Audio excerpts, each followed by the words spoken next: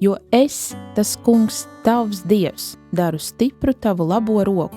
Es, kas tev saku, nebīsties, es tev palīdzu. Jesajas 41. nodaļa, 13. pants. Dievs no mums neprasa neko tādu, ko mēs viņa spēkā nevarētu padarīt, neko, kas nenāktu par labu mums pašiem un mūsu bērniem.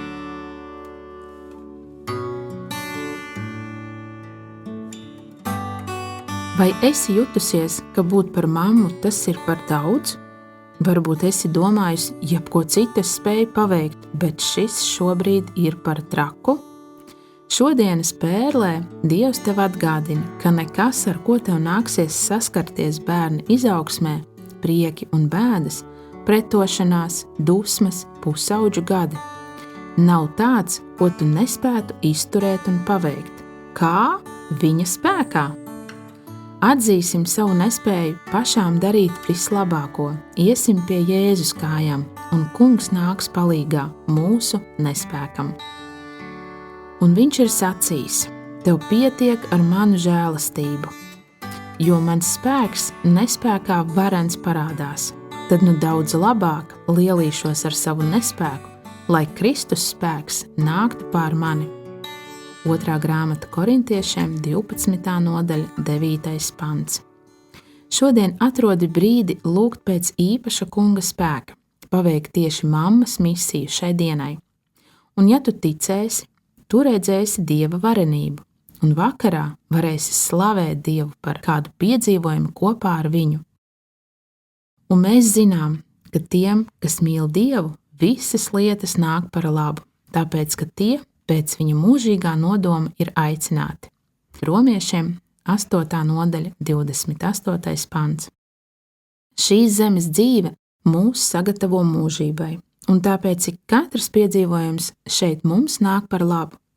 Šodien atcerēsimies, kāds ir mērķis mums šeit esot. Ticības gala mērķis, dvēseļu pestīšana. 1. Pētera vēstule, 1. nodaļa, 9. pants. Dievs ir par gudru, lai kļūdītos, pārāk labs, lai aizturētu kaut ko labu tiem, kas staigā taisnībā.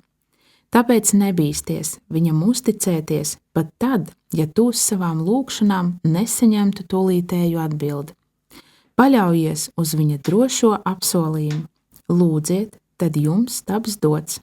Mateja evaņģēlijs 7. nodaļa, 7. pants.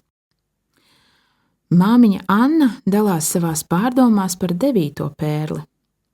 Māmiņai savos bērnos ir jāiegulda un jādod daudz mīlestības, gan laiks, gan līdzekļi un daudz kas cits.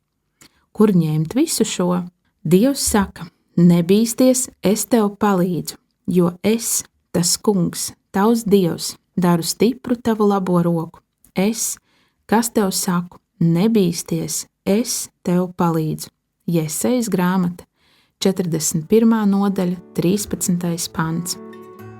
Māmiņa notic, ka šodien Dievs saka tev, es tev palīdzu.